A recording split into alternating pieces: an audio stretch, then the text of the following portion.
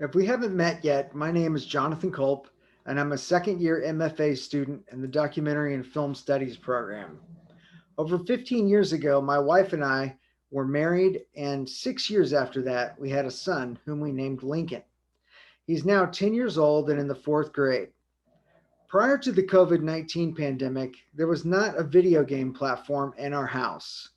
Lincoln had many social opportunities, playing sports, hanging out with friends and cousins, going to school, and going to church.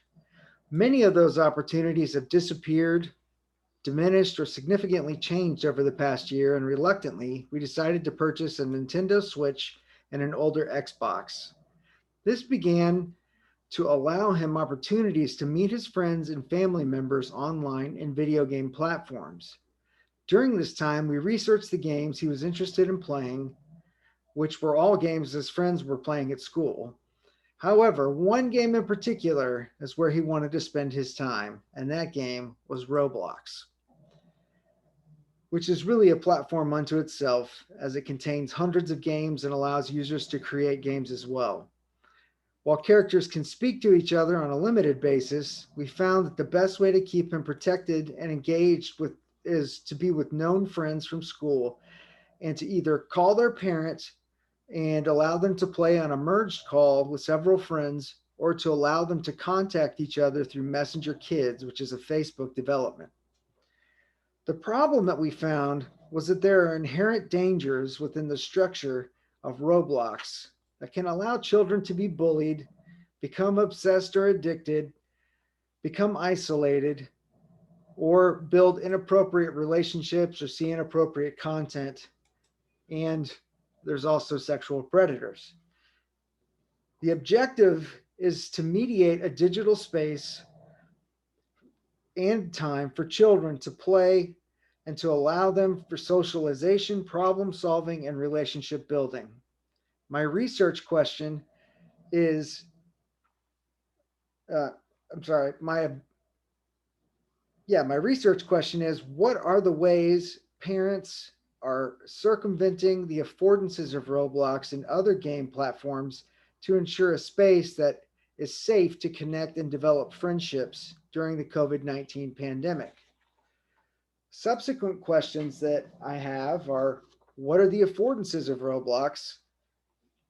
And this is also going to include a new feature that they're about to announce, which is proximity discussions, where the closer you get to a person, you can talk out loud to them. So some of the protections that they have are going to go away.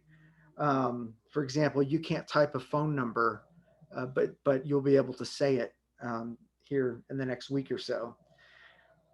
Second question, what are the dangers of Roblox and how does Google, YouTube, and the game rating system compound these issues? Three, what are the various means of being used by families, or what are the various means being used by families to avoid the negative and encourage the positive aspects of the platform? And what ways do children positively interact and grow relationally, both during this technological age as well as during COVID 19?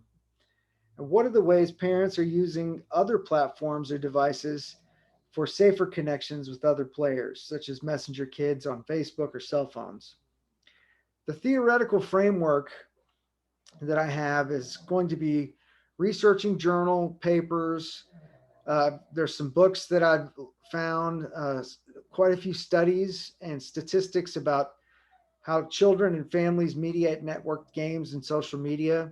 There are some studies and statistics from various nations, and like such as Australia, the UK, and the United States.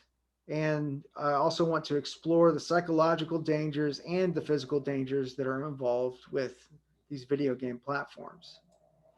My aim is to expose the dangers within the networked gaming platforms and some of the practices that have been adopted by parents to help their children avoid bullying, sexual predation, and inappropriate violence and discussion.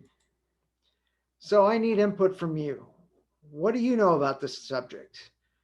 Is there a source or a particular game you would point me toward other than Roblox? How can I tighten up my research idea and make sure that it's narrow enough?